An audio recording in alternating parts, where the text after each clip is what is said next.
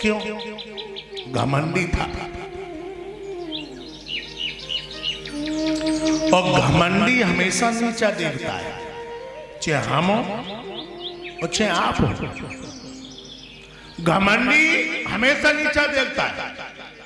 जिंदा को कहते हैं झुक जाना और मुर्दे को कहते हैं अकड़ जाना। और लोगों, जिंदगी में घमंड तो कभी करो ही ना। न तो प्रभुता को घमंड करो, ना अपने रूप को घमंड करो, ना अपने बल को घमंड करो, ना अपने धन को घमंड करो। जिंदगी में घमंड तो कभी मत करना। और एक बात और बताऊं, घमंडी का कभी जूता मत पहनो, घमंड आ जाएगा। घमंडी का कभी अंगोछा मत डालो, घमंड आ जाएगा। घमंडी की कभी घड़ी मत बांधो, घमंड आ जाएगा। एक बात दिमाग में आ गई, और हम आप सभी जानते हैं, ये माताएं बैठी हैं, तुमने देखा होगा जब एक दूसरे के पैर छुआ करती हैं तो ये चादर को छोक लगा के पैर छू करती है। छू करती माता, चादर को छोक लगा के तुम पैर छुआ करती हैं। और ये कब से प्रथा चली मालूम? त्रेता युग से।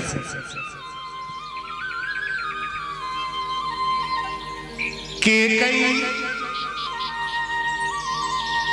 भारत से ज्यादा राम को चाहती थी। कैकेयी ये नहीं चाहती थी राम को वनवास।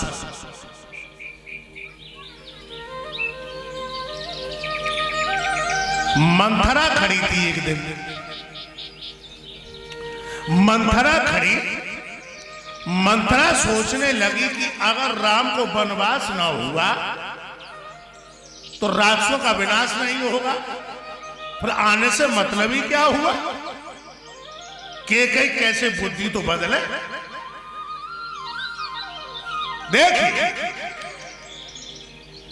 मंथरा एकदम से दौड़ी और कैकेयी के पैर छूने लगी। और पैर जैसे मंथरा ने छुए, उसके गंदे परमाणु औरत के कैकेयी के मस्तिष्क में प्रवेश कर गए। और कैकेयी कहने लगी, नहीं, राम को 14 वर्ष का वनवास और भरत को गद्दी होनी चाहिए। और हम तुम कहते नहीं हो कि अगर कोई व्यक्ति टीबी का मरीज हो, कहते इससे मुंह से लगा के बात मत करो। कुछ परमाणु ऐसे होते हैं जो एक दूसरे के आदान प्रदान से लग जाते हैं। उसी दिन से ये माताएं छोक लगा करके पैर को छूने लगी हैं कि कैसे गंदे परमाणु मेरे मस्तिष्क में आ जाए। और ये बात बिल्कुल सत्य भाई, जिस इंसान से तुम परिचित ना हो कभी पैर नहीं छूना चाहिए। जब उसके आचार विचारों से परिचित हो जाओ तब उसके पैर छूओ। देखिए, दुर्योधन घमंडी आज अनाथ वन कुरुक्षेत्र में चीख रहा है। अनाथ वन की दुर्योधन आगे बढ़ करके एक खून के गड्ढा में गिर पड़ा।